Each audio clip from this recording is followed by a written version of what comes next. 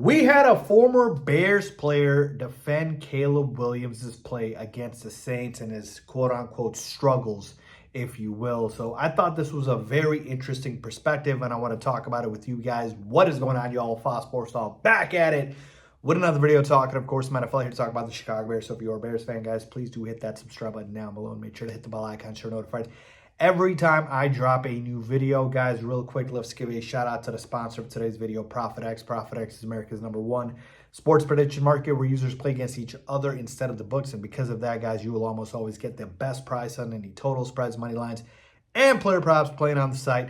And right now, if you use my promo code FST, you can claim up to $200 in profit cash on your first 30 days playing on the site, guys. Win real money predicting sports. Terms and conditions apply. All right, so here we go.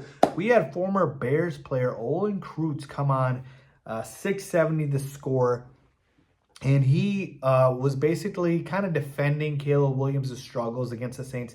And I thought this was super interesting because I had not heard about this perspective. He basically said the following, that the reason Caleb struggled as much as he did, and this was by far his worst game of the season thus far, and we hadn't really seen him struggle through the first couple of weeks of the season, but the reason that he did struggle is because the Saints really respected the Bears passing game.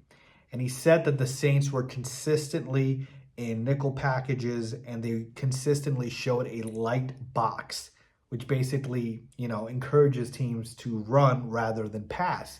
And he basically said that, the Saints and their defensive coordinator, they really respect the Bears' weapons, the Bears offensively through the air, right? With, DJ Moore, Rome Odunze, with Colson Loveland, Luther Burden, OZ, all these guys.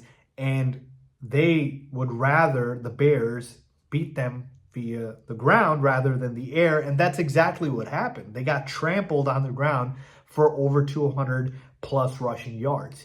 And this to me was interesting because I had not thought about it as much. Now, I do think that a lot of his struggles, or I shouldn't say a lot, I should say a number of his struggles were self-inflicted. I told you guys I felt like he was overcompensating when he would miss a read, and instead of taking a check down, he would try to make a hero play.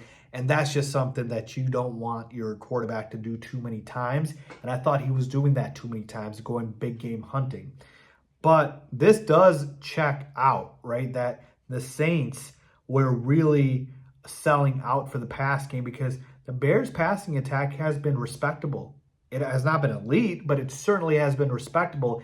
And the passing attack, let's just call it what it is, was carrying this team through the first couple of weeks of the season. The run game has just now started to emerge. And so I don't really blame the Saints for thinking that way, like, yo, we're not respecting their run game. Yes, they had a great game against the Commanders, but Swift, Monangai, Roschon Johnson, they've been ineffective all season long. So I'm going to try to shut down Caleb in this passing attack. And if they beat me via the run, so be it. I'll live by that.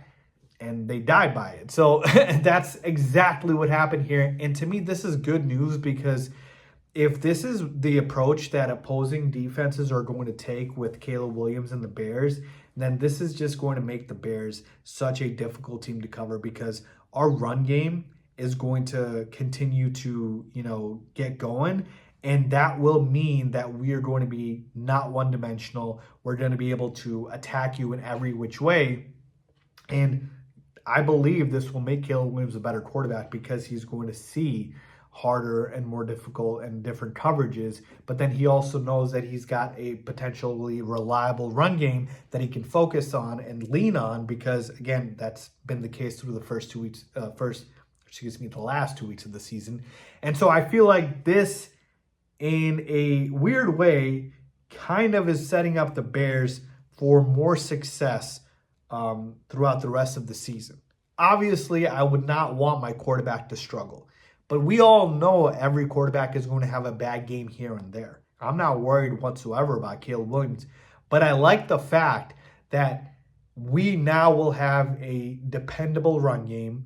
And if other teams want to go ahead and give us light boxes, you better believe Ben Johnson is going to run the damn football. He is not going to be scared of that. And Caleb should lean into that. A young quarterback's best friend is a good running game. And so to me, that made me feel a lot better. So I thought this was a great perspective from Olin Kreutz that he brought up here. It's not excusing Caleb for his struggles. It's just giving you a reason for it, okay? And I did think that made sense. So to me, if teams down the line in the future want to go ahead and give the Bears light boxes, Ben Johnson should continue to run the football down their throats as much as he wants. So really thought that was interesting. I wanted to share with you guys. Let me know what your thoughts are about that.